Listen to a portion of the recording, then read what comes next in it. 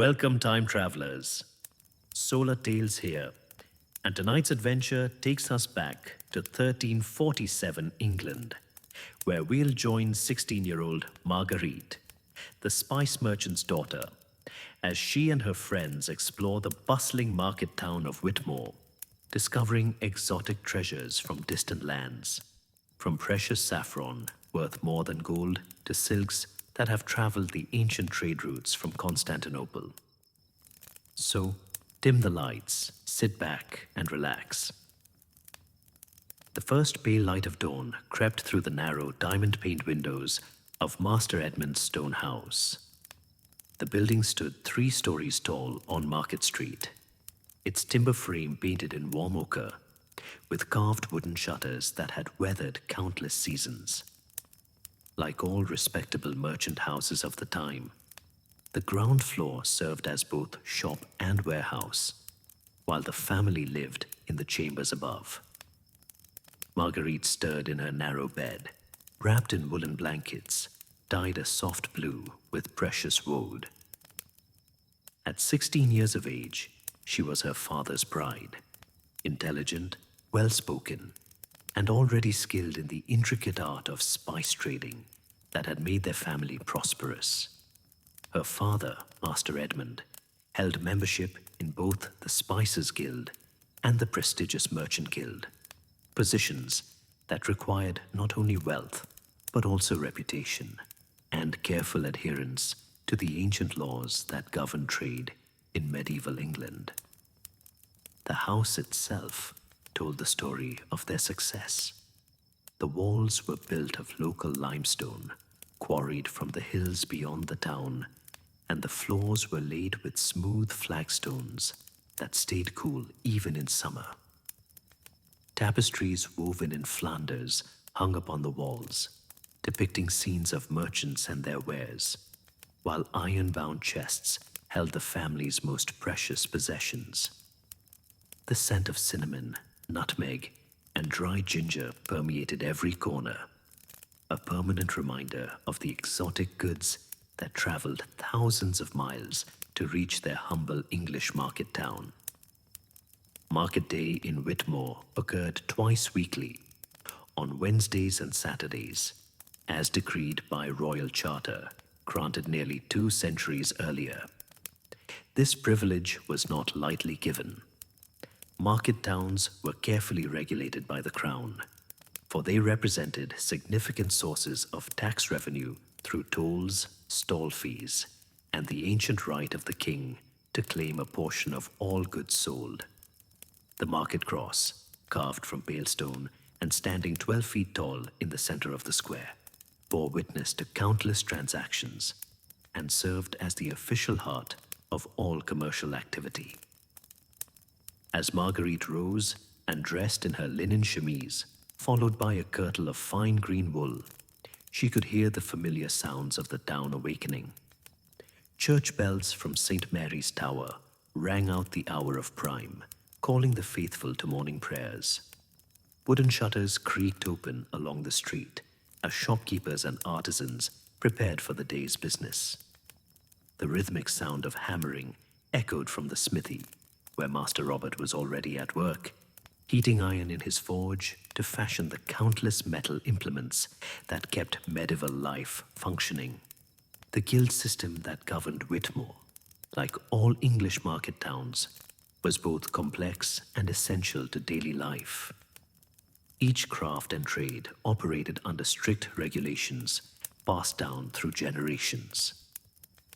The Bakers' Guild ensured that bread was properly weighted and made from approved grains.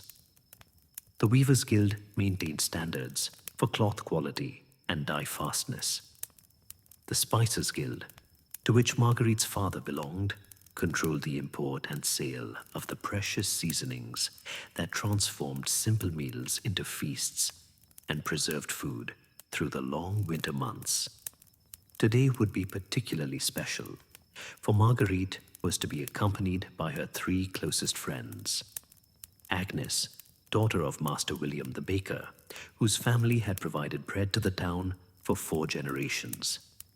Beatrice, whose mother was renowned throughout the county for her skill with the loom, and whose father traded in the finest English wool.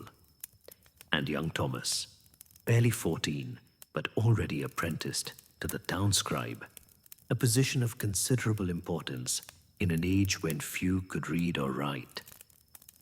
The anticipation of market day brought its own gentle excitement. Merchants from distant towns would display their wares alongside local craftsmen. Farmers from the surrounding countryside would bring fresh produce, dairy goods, and livestock. The square would fill with the musical sounds of different languages: French from Norman merchants, Latin from scholarly visitors, and the various dialects of English spoken by traders from York, London, and the Welsh borders. Chapter 1: Preparations and Silver Coins. The merchant's house stirred to life with the quiet efficiency that marked all prosperous medieval households. Master Edmund had already departed for his warehouse, where he would carefully examine the goods that had arrived by wagon train the previous evening. Medieval commerce moved slowly but steadily, with precious spices traveling for months along established trade routes that stretched from the markets of Constantinople to the docks of London. Marguerite descended the narrow wooden stairs to the family's solar, where her mother, Dame Catherine, was already preparing the morning meal.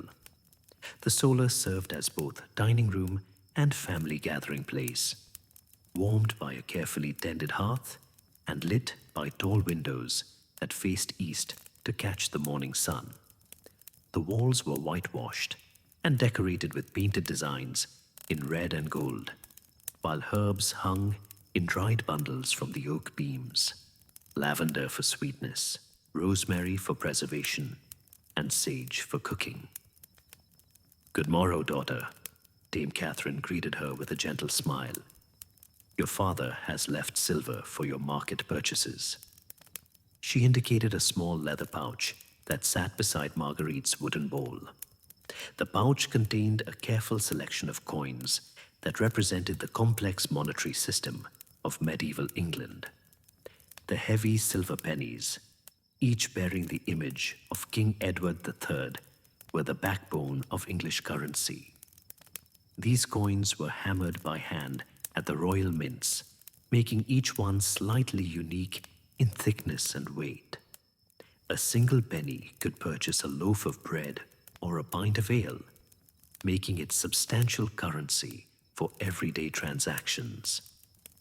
The larger silver groats, worth 4 pennies each, were newer additions to English coinage, introduced to facilitate larger purchases without the need to count dozens of individual pennies.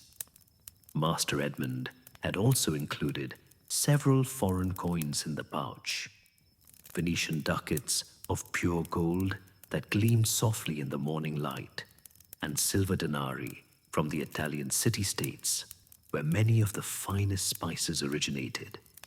These foreign coins were accepted by traveling merchants and served as a form of international currency, their purity and weight recognized in markets from Bruges to Constantinople. "Remember," Dame Catherine advised, as she ladled warm pottage into Marguerite's bowl, "examine each spice carefully. Feel the texture between your fingers, smell for freshness, and look for the deep colors that indicate proper preservation. Good saffron should be deep red with gold threads, never orange or yellow, and the scent should be sweet and hay-like, not musty. The breakfast of thick oat pottage, sweetened with honey and enriched with cream from their own cow, provided sustenance for the long day ahead. Dame Catherine had risen before dawn to prepare fresh bread, using flour ground at the town's mill from wheat grown in the surrounding fields. The bread, still warm from the oven, was dense and satisfying, made from carefully sifted flour that removed most of the coarse bran.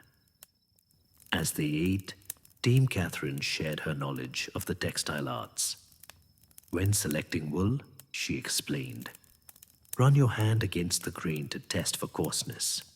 The finest English wool comes from the Cotswolds, where the sheep graze on chalky downs that produce fleeces of exceptional softness.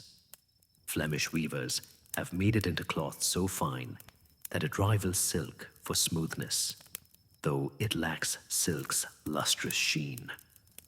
The process of preparing for market day required careful attention to detail. Marguerite packed a woven basket with linen cloths for wrapping delicate purchases, leather pouches for different types of spices, and a small wooden box lined with silk for any particularly precious items. Her mother provided her with a long list written on parchment in careful script, detailing specific spices needed for their household and the maximum prices that should be paid for each. The list included cinnamon bark from Ceylon, which should be thick, oily, and richly aromatic, black pepper from the Malabar coast, with corns that were large, heavy, and free from dust, nutmeg from the distant Spice Islands, which should feel heavy in the hand and produce a rich oil when pressed with a fingernail, and cloves from the same exotic archipelago, their flower bud shape intact, and their scent sharp and warming. Dame Catherine also requested ginger root from India, which should be firm and heavy, not dried or shriveled. Long pepper, which commanded an even higher price than black pepper, and came in small, catkin-like clusters. And if fortune smiled upon them, a small quantity of cardamom, whose tiny seeds produced one of the most complex and delightful flavors known to medieval cooks. For textiles, the family needed winter wool for new cloaks, linen for summer chemises, and silk thread for embroidery work. Dame Catherine was particularly skilled with needle and thread, creating elaborate designs that decorated the family's finest garments and provided additional income through commissions from wealthier merchants and minor nobility. Chapter 2. Through the waking streets. As the cathedral bells rang, terse, marking the third hour after sunrise, Marguerite stepped into the narrow cobblestone street outside her family's house. The morning air carried the mingled scents of wood smoke, baking bread, and the earthy smell of horses and oxen that would soon fill the market square. The streets of Whitmore had been laid out according to an ancient pattern, with the market square at the center and radiating streets leading to the main gates in the town wall. Agnes appeared first, her round face flushed with excitement and her brown hair neatly braided and covered with a simple linen coif. As the baker's daughter, she wore sturdy woolen clothing in practical colors, a kirtle of russet brown over her linen chemise, with leather shoes that could withstand long hours of standing on stone floors. Her father's trade required early rising and constant work, and Agnes had inherited both his energy and his keen eye for quality ingredients. "Good morrow, Marguerite," Agnes called cheerfully, swinging a large wicker basket. "Father sent fresh trencher bread for our midday meal, and Mother packed honey cakes that we might trade for something special." The trencher bread, baked in large flat rounds, would serve as both plate and food, soaking up the juices from whatever meat or stew they might purchase for their meal. Beatrice joined them next, her appearance reflecting her family's prosperity in the textile trade. Her kirtle was made of fine blue wool, dyed with expensive indigo that had traveled from distant lands, and her cloak was lined with soft rabbit fur. Her blonde hair was arranged in elaborate braids wrapped around her head and covered with a silk veil that shimmered in the morning light. The daughter of successful cloth merchants, Beatrice had been raised to appreciate fine fabrics and understood the subtle differences in weave, dye, and finish that separated valuable cloth from common materials. Finally, young Thomas appeared, slightly out of breath from running through the streets. As a scribe's apprentice, he wore the simple dark robes that marked his scholarly profession, with ink stains on his fingers that spoke of long hours spent copying manuscripts and keeping accounts. Though youngest of the group, Thomas possessed a quick mind and had already learned to read and write in both Latin and Norman French, skills that were rare and valuable in medieval society. Together, the four friends made their way through streets that were coming alive with the business of market day. Shutters opened with wooden creaks and groans, revealing shop fronts where craftsmen displayed their wares. Master Geoffrey the goldsmith arranged delicate silver cups and brooches in his window, while across the street, Master Hugh the cordwainer set out leather shoes and boots of various sizes, their surfaces oiled and gleaming. The narrow streets, barely wide enough for a cart to pass, created an intimate atmosphere where neighbors knew each other's business and strangers were immediately noticed. The upper stories of the timber-framed houses overhung the street, creating shadowy passages that stayed cool even on the warmest summer days. Carved wooden brackets supported the overhangs, decorated with fantastical creatures and geometric patterns that displayed each owner's wealth and artistic taste. As they walked, Thomas shared his knowledge of the town's history. Master John told me that Whitmore received its market charter from King Henry II himself, he explained, his young voice serious with the weight of historical knowledge. Before that, people had to travel 2 days to reach the nearest market town, carrying their goods by foot or donkey cart. The king granted the charter because our town sits at the crossing of 2 ancient roads, one leading north to York and the other west to the Welsh borders.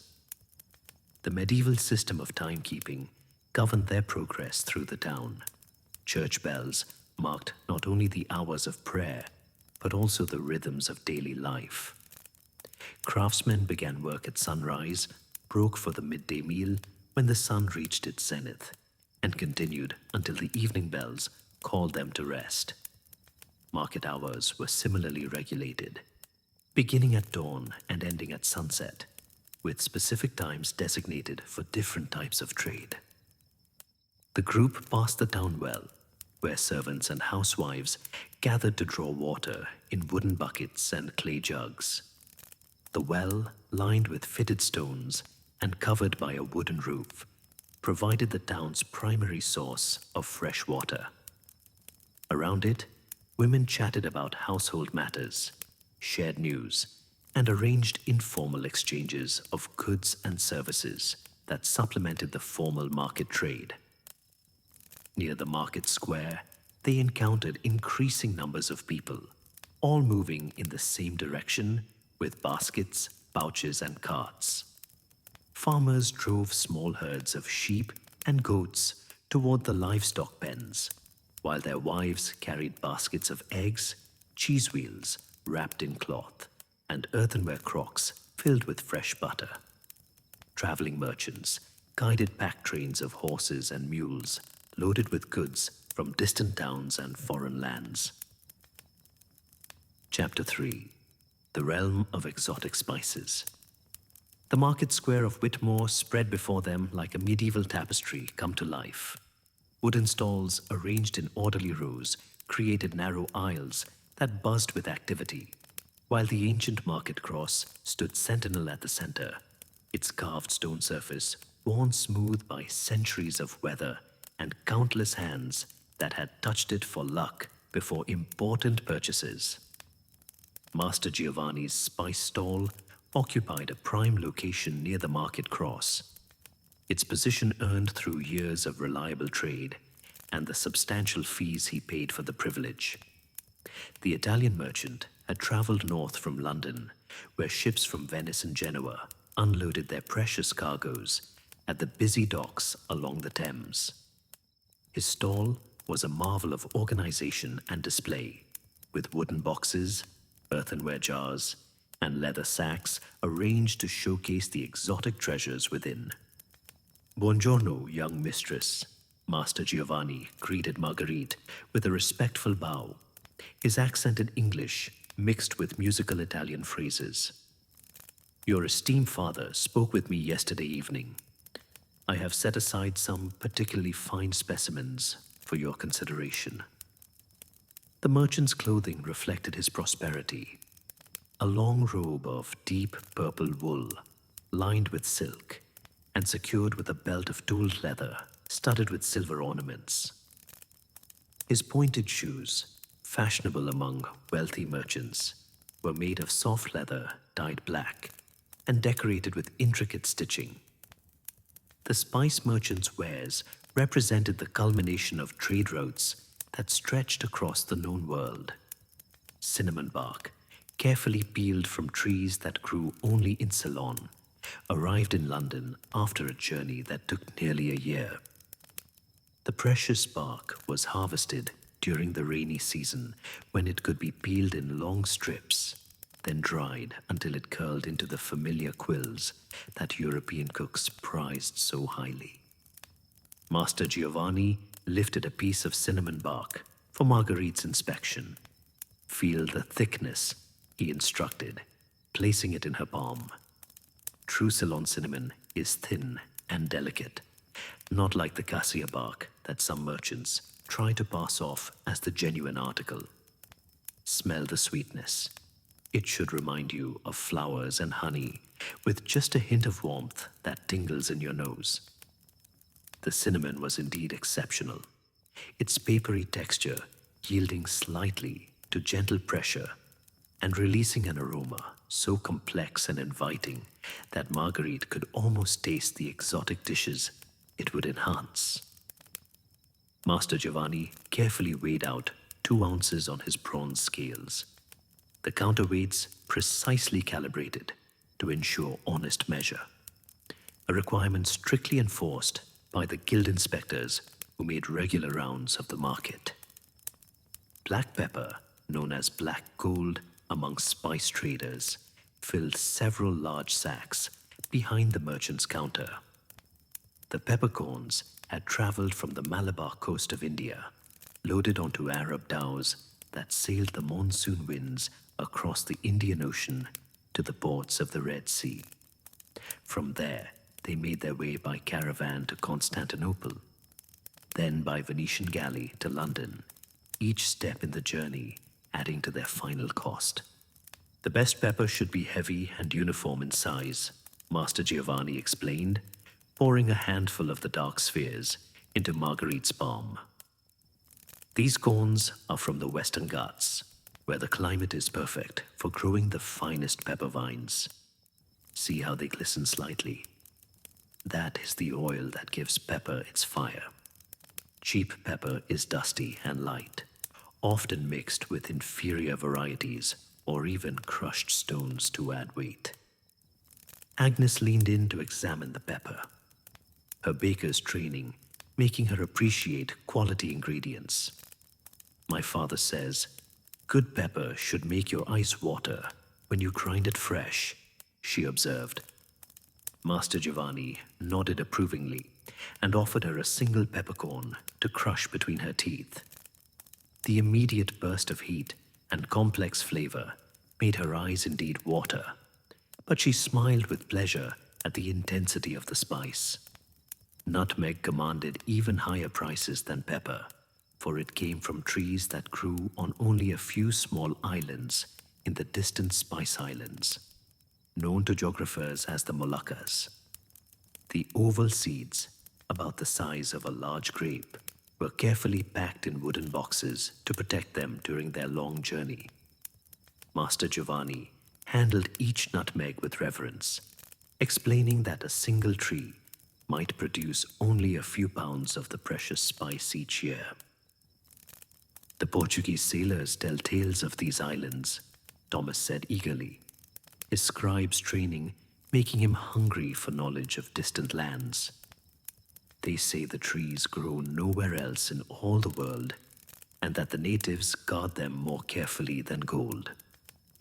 Master Giovanni smiled at the boy's enthusiasm and selected a particularly fine specimen of nutmeg for him to examine. The nutmeg was oval and about an inch long, its surface rough and grayish-brown. When Master Giovanni pressed it with his thumbnail, a tiny drop of clear oil appeared, releasing an aroma that was warm, sweet, and slightly mysterious. "This oil tells you the nutmeg is fresh," he explained. "Old or poorly stored nutmeg becomes hard and loses its potency. A good nutmeg should feel heavy for its size and should grate easily when you need it for cooking." Cloves, perhaps the most exotic of all spices, came from the same distant islands as nutmeg. The small nail-shaped flower buds were harvested just before blooming, when their oil content was at its peak. Master Giovanni kept his cloves in a sealed pottery jar, opening it only when customers showed serious interest in purchasing. The moment he lifted the lid, the air filled with their distinctive aroma, sweet, warm, and penetrating. "Cloves have traveled further than any of you will ever go," the merchant said solemnly. "The trees grow on perhaps a dozen small islands, and the harvest happens only once each year. Arab traders carried them across the sea to India, then overland to Constantinople, where Venetian merchants paid fortunes for the privilege of bringing them to European kitchens." Beatrice examined a single clove closely, noting how the flower bud was perfectly formed with 4 petals that would never open. The stem was thick and oily, and when pressed gently, it released enough aromatic oil to perfume her fingers for hours. "My mother uses cloves to preserve meat through the winter," she said. "Just a few of these tiny buds can keep a whole joint of beef sweet and wholesome for months." The spice merchant also displayed ginger root from India, its knobby brown surface hiding the fiery white flesh within. Fresh ginger was a luxury that few could afford, as most ginger arrived in Europe dried and ground to powder. Master Giovanni's fresh roots were firm and heavy, their skin tight and unblemished. When he scraped away a small section with his knife, the exposed flesh was pale yellow and immediately released a sharp, clean aroma that made the watchers' mouths water. Long pepper, even more precious than black pepper, was displayed in small quantities in a locked wooden box. The elongated catkins, about an inch long, were harvested from vines that grew in India and Java. Each catkin contained dozens of tiny seeds embedded in the flesh, and the entire structure was dried and sold whole. Long pepper had a more complex flavor than black pepper, with notes that seemed to change as you chewed it, beginning sweet and ending with a heat that spread slowly through the mouth. As the morning progressed, Master Giovanni showed them saffron, the most expensive spice in the world. The tiny orange-red threads were the dried stigmas of crocus flowers, and it took the stigmas from over 150 flowers to produce just 1 gram of saffron. Each stigma had to be hand-picked during a brief harvest season, making the spice more valuable than gold by weight. The saffron was stored in a small silver box lined with silk, protected from light and moisture that could diminish its potency. When Master Giovanni opened the box, the threads glowed like captured sunlight, and their aroma was unlike anything else. Sweet, metallic, and somehow reminiscent of fresh hay. "Spanish saffron is considered the finest," he explained, "harvested from fields around Toledo, where the soil and climate are perfect for growing these precious flowers." Chapter 4. The Weaver's Art and Dyer's Secrets.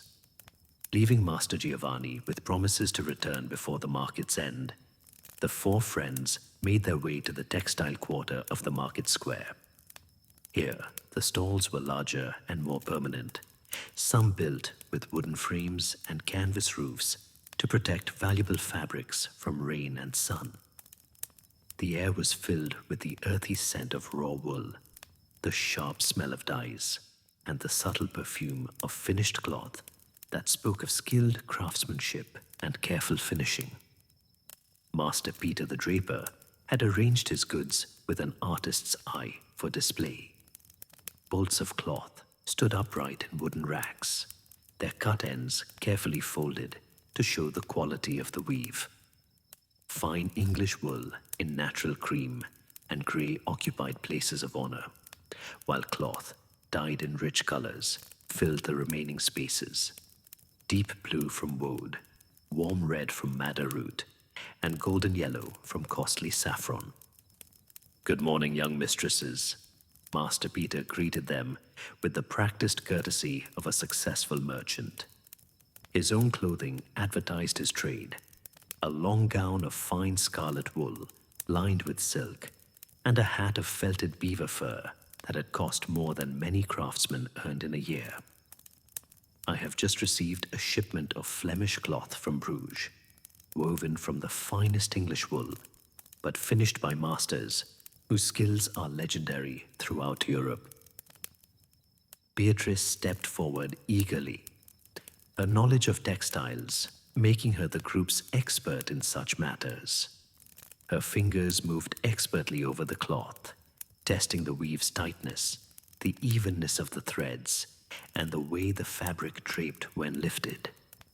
"This is exceptional work," she murmured, examining a length of deep blue wool. "The threads are perfectly even, and see how the color penetrates completely through the fiber. Lesser weavers cannot achieve such consistency." The process that created such fine cloth was both complex and time-consuming. English wool, acknowledged as the finest in Europe, began its journey on the backs of sheep that grazed the chalky downs of the Cotswolds. The sheep produced fleeces of extraordinary softness and length, with individual fibers that could be spun into thread of remarkable strength and fineness. Raw wool was first sorted by quality, with the softest fibers from the shoulders and sides commanding the highest prices. The wool was then washed in running water to remove the natural oils and any dirt accumulated during the sheep's outdoor life. After washing, the wool was combed with large iron combs to align all the fibers in the same direction and remove any remaining impurities. Spinning transformed the prepared wool into thread, a process requiring great skill to produce yarn of consistent thickness and strength. The finest spinners could produce threads so fine that a single pound of wool might yield several miles of usable yarn. This thread was then woven on large looms operated by master craftsmen whose families had perfected their techniques over generations. Master Peter displayed several examples of different weaving patterns. "This is a simple tabby weave," he explained, showing them a basic cloth where the weft threads passed alternately over and under the warp threads. "But look at this," he indicated a more complex fabric. "This is a twill weave, where the threads create diagonal patterns that make the cloth stronger and give it a distinctive appearance." The most impressive piece in his collection was a length of cloth woven in what was called the rosebath pattern, where colored threads created an intricate design of roses and vines running the length of the fabric. "This piece required 3 months to complete," Master Peter said with pride. "The weaver had to change thread colors dozens of times to create each flower, and a single mistake would have ruined yards of work." Agnes ran her hand over the rose bath cloth, marveling at its softness and the intricacy of the design. How do they make the colors so bright? She asked, her practical mind curious about the technical aspects of the craft. Ah, that is where the dyer's art becomes crucial, Master Peter replied. Good dyes require not only the right materials, but also perfect timing and technique. Red dye comes from madder root, which must be harvested at exactly the right time of year and processed while fresh. The roots are ground to powder, then boiled with the cloth in copper vats. But the temperature must be precisely controlled, or the color will be muddy instead of clear. The process of dyeing wool was indeed a complex art that combined chemistry, timing, and years of experience. Blue dye came from woad, a plant that grew well in English soil but required careful processing to extract its coloring potential. The leaves were crushed and formed into balls, then allowed to ferment for weeks until they developed the proper chemical properties to bind permanently with wool fibers. Woad dyeing required several days of careful work. First, the wool was soaked in a solution containing ash and other alkaline materials to prepare the fibers to accept the dye. Then, it was immersed in the woad vat, which had to be kept at a specific temperature and stirred regularly to ensure even coloring. The wool emerged from the vat, a greenish-yellow color, but exposure to air gradually transformed it to the desired blue as the dye molecules completed their chemical reaction.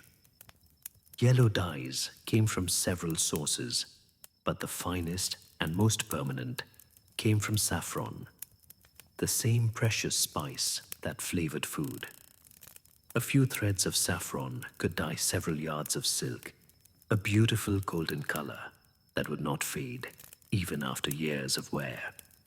Cheaper yellow dyes were made from weld, a common plant that grew wild in many areas, but these colors were less vivid and more prone to fading. Thomas showed particular interest in a display of silk fabrics that occupied a corner of Master Peter's stall. The lustrous material, smooth as water and lighter than wool, had traveled even farther than the exotic spices. Silk production was a closely guarded secret of Chinese craftsmen, and the precious fabric made its way to Europe along the same trade routes that carried spices and other luxury goods. Chinese silk is considered the finest, Master Peter explained, lifting a length of deep green fabric that seemed to glow with its own inner light. The Chinese raise silkworms on mulberry leaves and unwind the cocoons to create threads finer than human hair. A single cocoon might yield a thread nearly a mile long, and the finest silk uses only the strongest and most perfect threads. The silk displayed in the stall came in several varieties. The finest was pure silk in natural white, dyed to brilliant colors using the same techniques employed for wool. Less expensive silk was woven from shorter fibers or combined with other materials to create fabrics that were still luxurious, but more affordable for prosperous merchants and minor nobles. Marguerite examined a length of silk that had been woven with gold threads, creating a fabric that seemed to capture and reflect every ray of sunlight. This would make a beautiful altar cloth for the church, she said thoughtfully. Father sometimes donates fine fabrics for religious purposes, and the priests treasure anything that brings beauty to their services. The process of creating silk cloth with gold threads was extraordinarily expensive and time-intensive. Real gold was beaten into sheets thinner than paper, then cut into strips narrower than thread. These gold strips were wrapped around silk cores to create threads that could be woven into fabric. but the process required such skill that only the most expert weavers attempted it. Master Peter also displayed linen fabrics, woven from flax that grew in fields throughout northern Europe. Linen was cooler than wool and absorbed moisture better, making it ideal for undergarments and summer clothing. The finest linen, bleached white as snow and woven with threads so fine they were almost transparent, was used for the most intimate garments and for altar cloths in churches. The process of creating linen began with harvesting flax plants when they reached perfect maturity. The plants were pulled from the ground with their roots intact, then subjected to a process called retting, where they were soaked in water until the outer stems rotted away, leaving only the strong inner fibers. These fibers were then beaten to separate them completely, combed smooth, and spun into thread that was stronger than wool and lasted for decades with proper care. Chapter 5: Craftsmen and Their Ancient Arts. As the sun climbed higher in the sky, approaching the zenith that marked the middle of the day, the four friends expanded their exploration to other areas of the bustling market. The metalworkers had established their stalls in a section where the sound of hammering would not disturb the cloth merchants, and the rhythmic ringing of hammer on anvil provided a musical backdrop to the market's activities. Master Robert, the pewterer, displayed his wares on tables covered with fine cloth, the soft grey metal polished until it gleamed like silver. Pewter, an alloy of tin with small amounts of copper and other metals, provided an affordable alternative to silver for households that desired fine tableware. The craft of pewter working required considerable skill, as the metal had to be cast in molds, then turned on a lathe and polished by hand to achieve the smooth, lustrous finish that marked quality work. Pewter must be at least 90% tin to be called lay pewter, Master Robert explained, lifting a beautifully shaped cup that caught the light like water. Lesser alloys are called trifle pewter and are suitable only for rough use. My pieces are made from the finest English tin, mined in Cornwall, where the metal has been extracted since Roman times. The pewter cups, plates, and serving vessels displayed skills passed down through generations of craftsmen. Each piece was cast in bronze molds that had been carved with intricate precision, then carefully finished to remove any imperfections. The best pieces were decorated with engraved designs, geometric patterns, floral motifs, or even coats of arms for wealthy customers who could afford custom work. Agnes admired a set of pewter spoons, their handles decorated with twisted patterns, and their bowls perfectly shaped for eating. These would last a lifetime, she observed, hefting one to feel its satisfying weight. Pewter spoons were indeed treasured possessions, often passed down from parents to children as part of their inheritance. The metal was soft enough to work easily, but hard enough to withstand daily use without bending or breaking. At the next stall, Master William the goldsmith displayed work that represented the pinnacle of medieval metalworking art. His pieces were made from silver and gold, precious metals that required not only skill, but also significant capital investment. The goldsmith's craft combined artistic vision with technical mastery, creating objects that were both beautiful and functional. Silver cups and bowls gleamed softly in the morning light, their surfaces decorated with engraved patterns or raised designs created by careful hammering from the reverse side.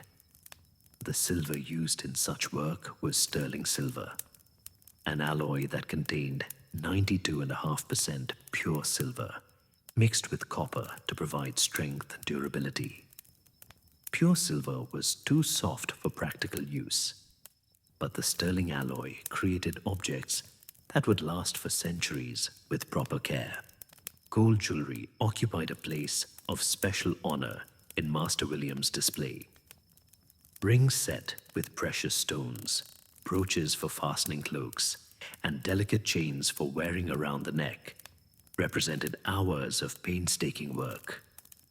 The gold used was measured in carats, with 24-carat gold being pure but soft, while 18 or 20-carat gold was alloyed with other metals to provide strength suitable for jewelry that would be worn regularly.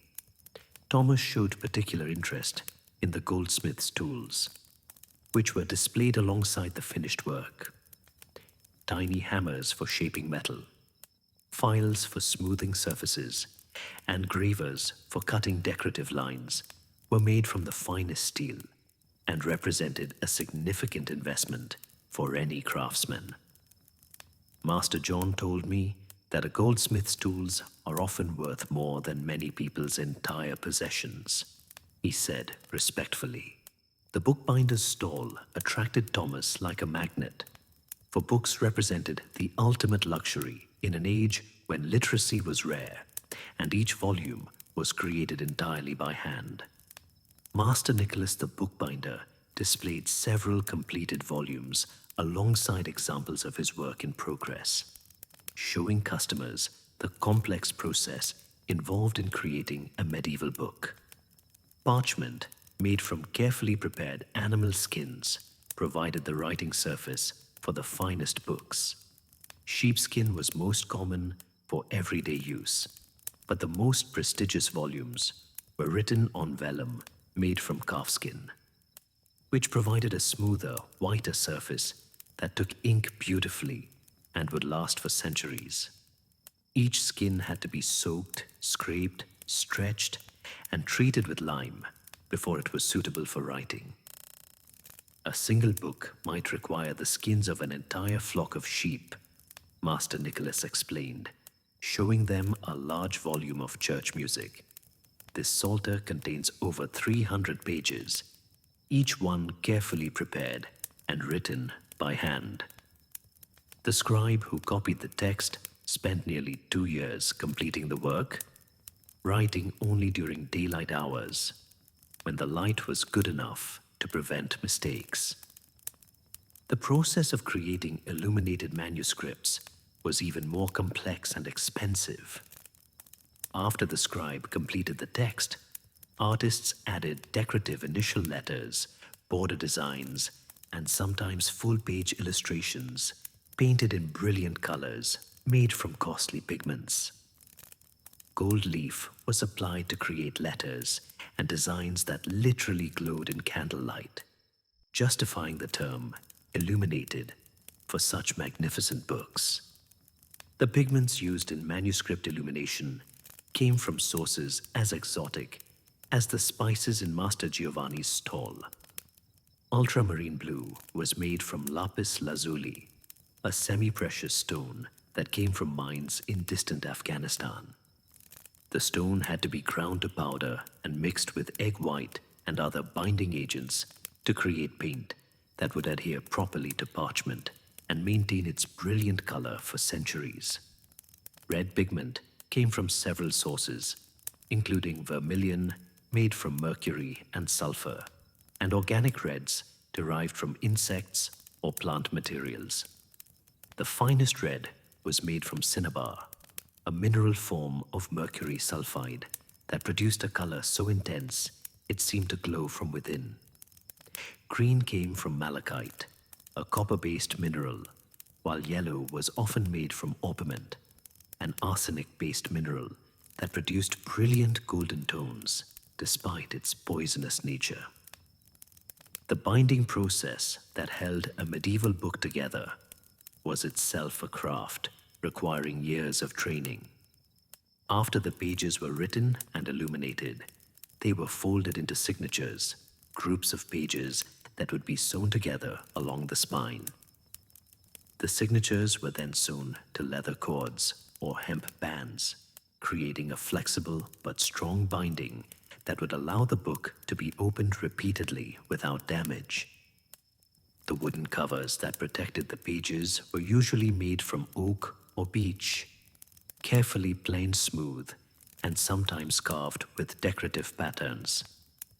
These wooden boards were covered with leather, calfskin for everyday books, but goatskin or even exotic materials, like sealskin for the most precious volumes. The leather was often tooled with heated metal stamps to create decorative borders and patterns, then sometimes colored with dyes to create rich browns, deep reds, or lustrous blacks. Metal fittings added both function and beauty to finished books. Brass or silver clasps kept the book securely closed when not in use, preventing the parchment pages from warping due to changes in humidity. Corner guards and bosses protected the binding from wear, while chain attachments allowed valuable books to be secured to lecterns or desks to prevent theft. The pottery stalls occupied another section of the market, where Master Hugh the Potter displayed earthenware vessels that combined practical function with artistic beauty. Medieval pottery served countless purposes in daily life, from storing grain and preserving food to serving meals and carrying water.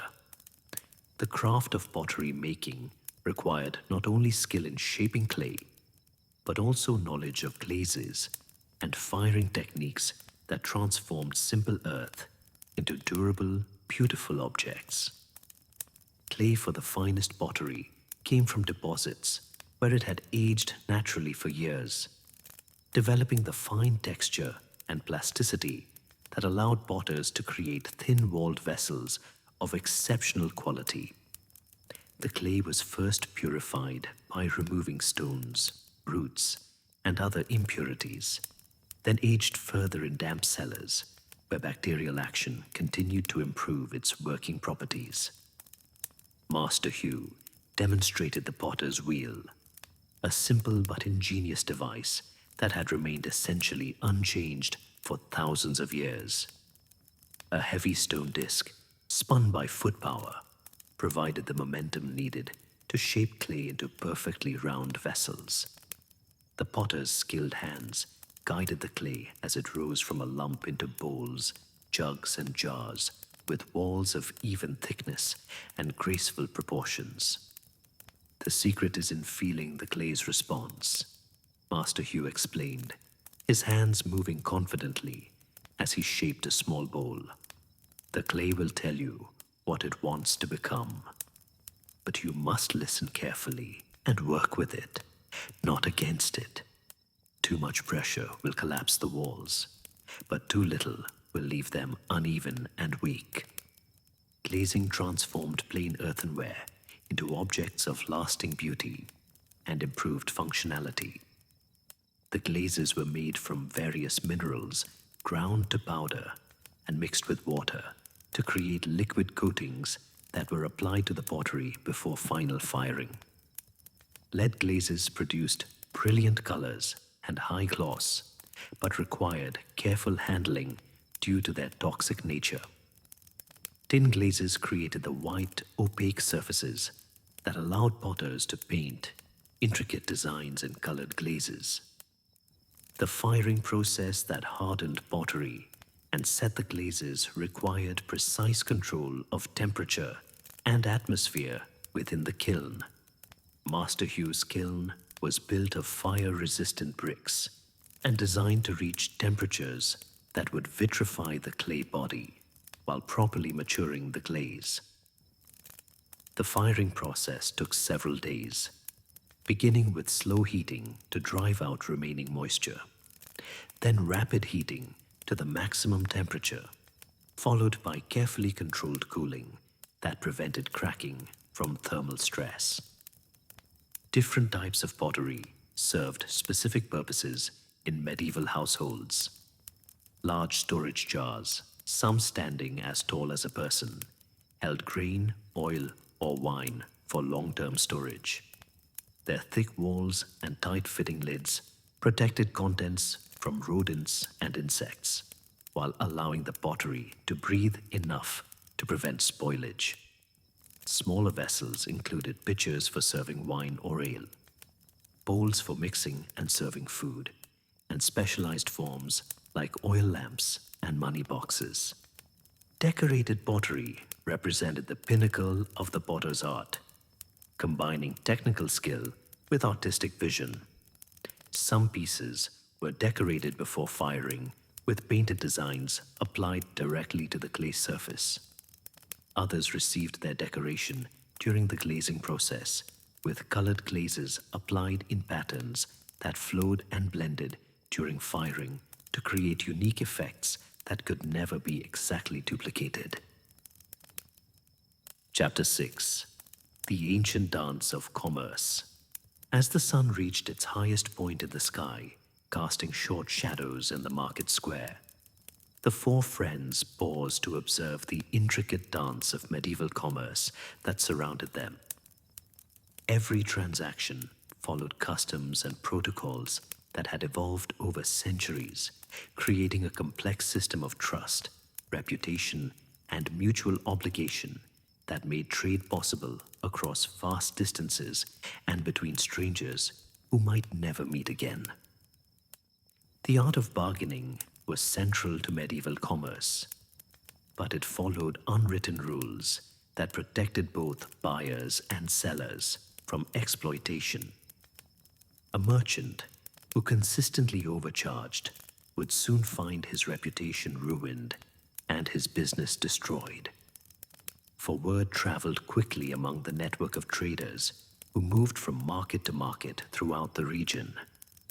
Similarly, customers who haggled too aggressively or attempted to cheat on payments would find themselves unwelcome at the better stalls. Master Giovanni demonstrated these principles as he negotiated with a cloth merchant from York who wished to purchase spices for his own trading ventures.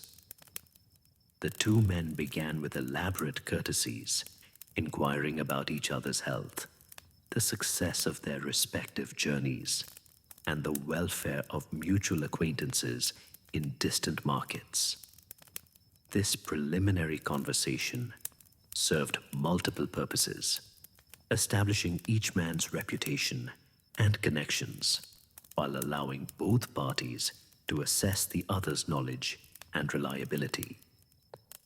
The actual negotiation began with Master Giovanni displaying his finest pepper, explaining its origins and superior quality, while the Yorkshire merchant examined the goods with practiced hands and nose.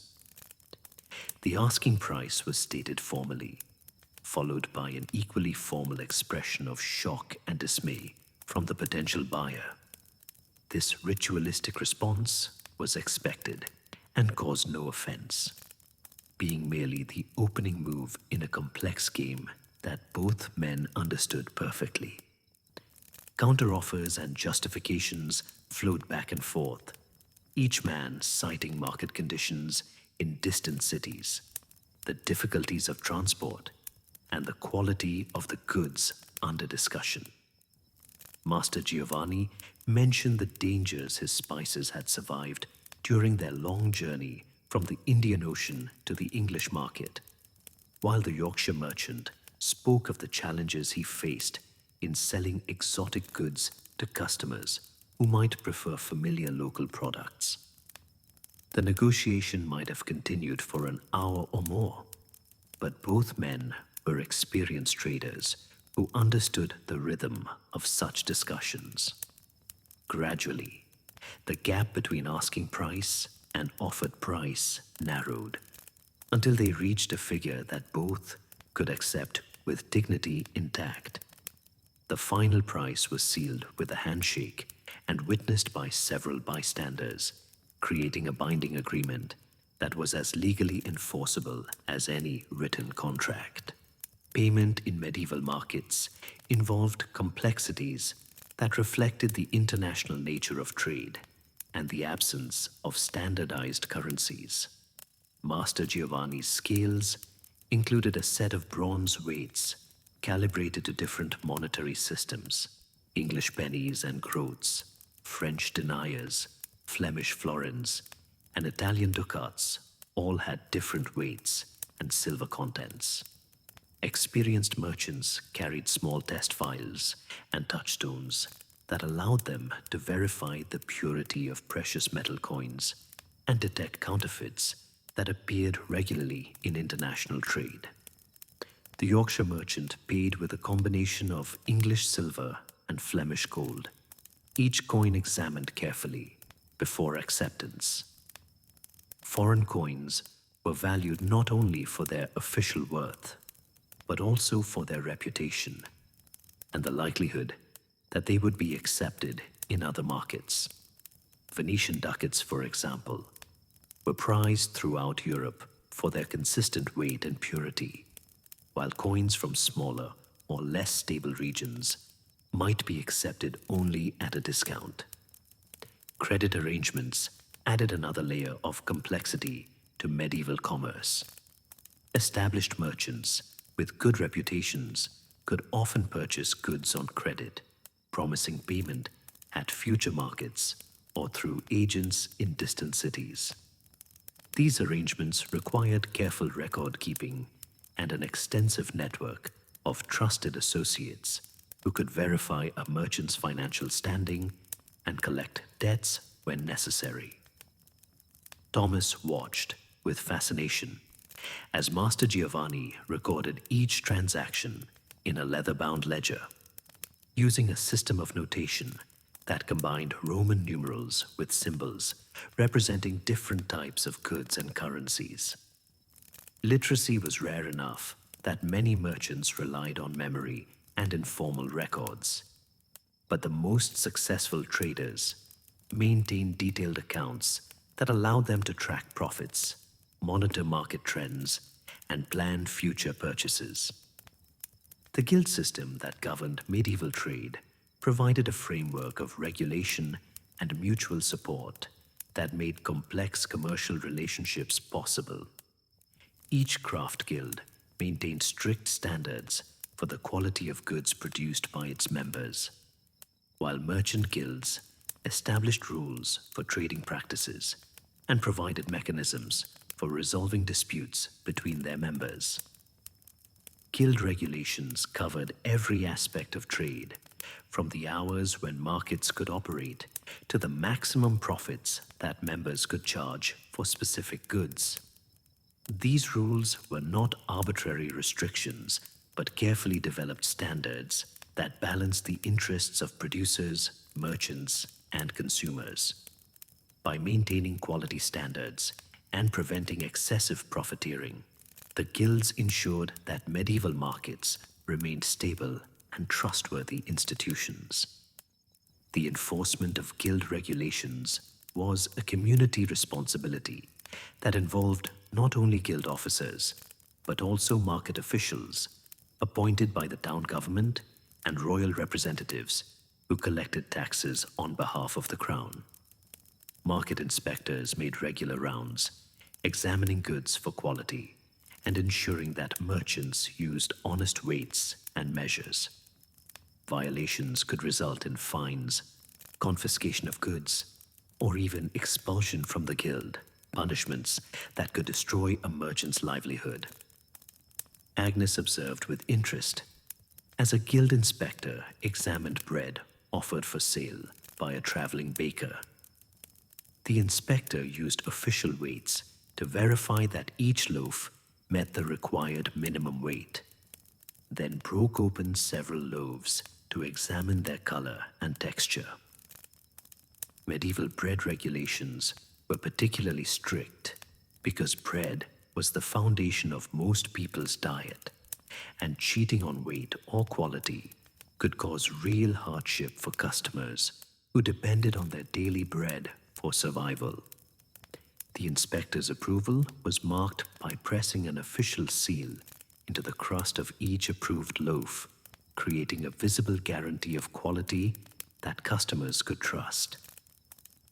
This system of official inspection and certification created confidence in the market that encouraged trade and protected honest merchants from unfair competition by those who might otherwise try to profit by selling inferior goods.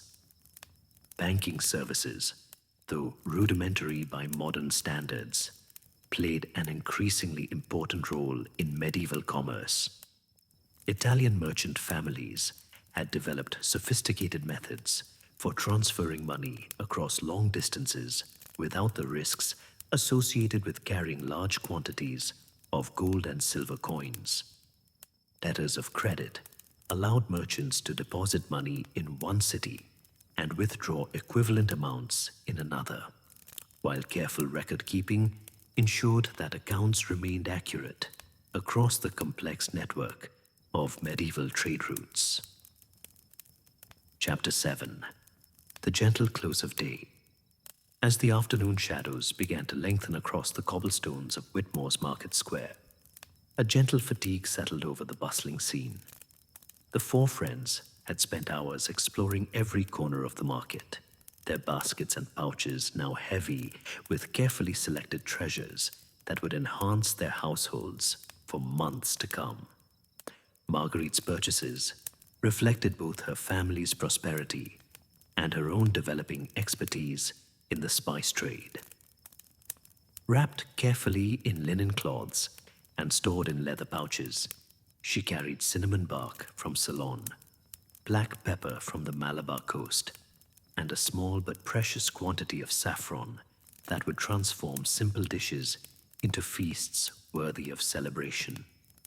Each spice had been examined, tested, and bargained for with a kind of careful attention that marked the difference between successful merchants and those who merely hoped for profit. The silver coins that had weighted her purse that morning were now transformed into goods that would multiply in value as they were used and traded. This was the fundamental magic of medieval commerce, the transformation of mere metal into substances that could preserve food, enhance flavor, and bring the exotic luxuries of distant lands to the tables of English merchants. Agnes had selected ingredients that would elevate her father's baking to new heights. Precious spices for holiday breads, fine salt for preserving meat, and a small quantity of sugar, still rare and expensive in medieval England, that would allow her to create confections that could compete with anything produced in the kitchens of wealthy nobles. Her practical mind had also chosen household necessities: strong thread for mending, candles made from the finest beeswax, and a set of wooden spoons carved from seasoned beech that would last for generations with proper care. Beatrice's textile purchases demonstrated both her family's prosperity and her own sophisticated understanding of fabric and fashion. The blue wool she had selected would be woven into a new gown for feast days, while the silk thread would allow her to create embroidery work that would be treasured as heirloom pieces. She had also purchased several ells of fine linen, bleached white as snow and woven so smoothly that it felt like silk against the skin. Young Thomas had invested his modest funds in materials that would support his scholarly pursuits. A small quantity of the finest parchment, made from calfskin and prepared to accept ink without blotting, would allow him to practice his lettering and perhaps create a small manuscript of his own. He had also purchased a set of quill pens, carefully selected and prepared by a specialist who understood the precise requirements of different writing styles. The ink he carried was no ordinary mixture, but a carefully prepared solution that combined oak galls, iron filings, and wine in proportions that had been perfected over centuries of manuscript production. This ink would flow smoothly from his pen and dry to a permanent black that would remain legible for hundreds of years, making it suitable for the important documents and records that would occupy much of his professional life.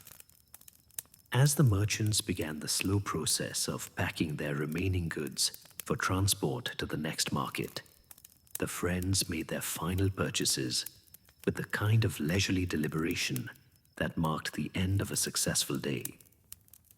The urgency of morning had given way to the satisfaction of afternoon, and even the merchants seemed more relaxed as they completed their transactions and prepared for the journey home. Master Giovanni presented Marguerite with a small gift, a single cardamom pod that he pressed into her palm with a conspiratorial smile. "For your mother," he said quietly, "with compliments for raising such a discerning daughter. This spice comes from the mountains of India, where it grows wild in forests that few Europeans have ever seen. Crush it gently and smell the magic within." The cardamom pod was small and green, shaped like a tiny lantern with 3 chambers containing black seeds. When Marguerite pressed it gently, it released an aroma unlike anything in her experience, floral and citrusy, yet warm and comforting at the same time. She understood that this single pod represented weeks of her father's earnings, making Master Giovanni's gift both generous and meaningful. The market's atmosphere grew increasingly peaceful as the day progressed toward evening. Conversations became quieter and more relaxed, while the harsh sounds of commerce gave way to the gentler rhythms of friendship and community. Children who had spent the day helping their parents now played quietly between the stalls, their laughter providing a musical counterpoint to the adults' more serious discussions. The setting sun painted the market square in shades of gold and amber, transforming the everyday scene into something magical and timeless. Light filtering through canvas awnings created patterns of shadow and brightness that shifted slowly as the sun moved across the sky. The ancient market cross, weathered by centuries of changing seasons, seemed to glow with its own inner warmth as it reflected the day's final rays. As they prepared for their journey home, the 4 friends took time to savor the satisfying tiredness that came from a day well spent. Their feet ached from walking on cobblestones. Their hands were tired from examining countless goods, and their minds were full of new knowledge and experiences that would provide conversation for weeks to come. The walk home through Whitmore's narrow streets provided a gentle transition from the excitement of the market to the peaceful rhythms of evening. The town was settling into its nighttime routines, with shopkeepers securing their premises and families gathering for their evening meals. Cooking fires sent thin streams of aromatic smoke rising from countless chimneys, creating a haze that softened the edges of the buildings and made the familiar streets seem dreamlike and mysterious. At Marguerite's house, Dame Catherine welcomed them with warm smiles and genuine interest in their purchases. The treasures were unpacked slowly and examined with the kind of careful attention that each deserved.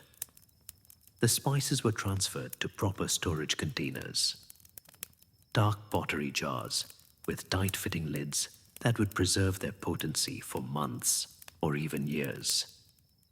The cinnamon bark was broken into pieces of convenient size, each one wrapped in linen and stored in a wooden box lined with silk. The black pepper was sorted by size, with the largest and most perfect corns reserved for special occasions when their quality would be most appreciated. The precious saffron threads were counted carefully and stored in a silver box that would protect them from light and moisture that could diminish their value. As candlelight replaced the fading daylight, the friends gathered around the table in the family's solar to share a simple evening meal prepared with some of their market purchases.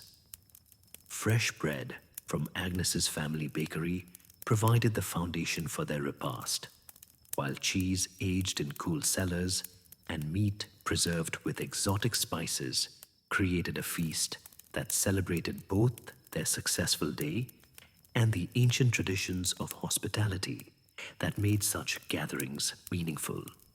The conversation that accompanied their meal was filled with reflections on the day's experiences and plans for future market days.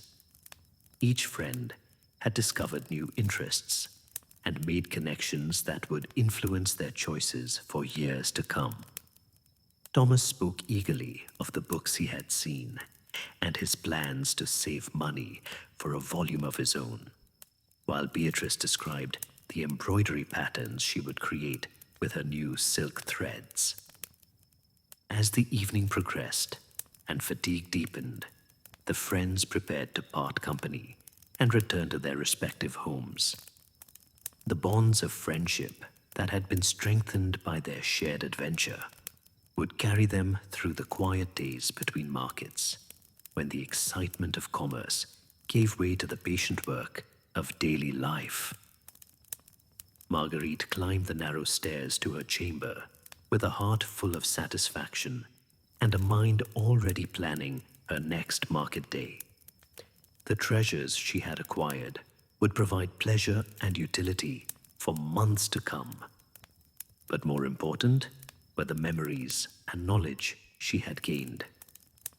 She had observed master craftsmen at work, learned the subtle distinctions that separated fine goods from common ones, and participated in the ancient dance of commerce that connected her small English town to the furthest corners of the known world.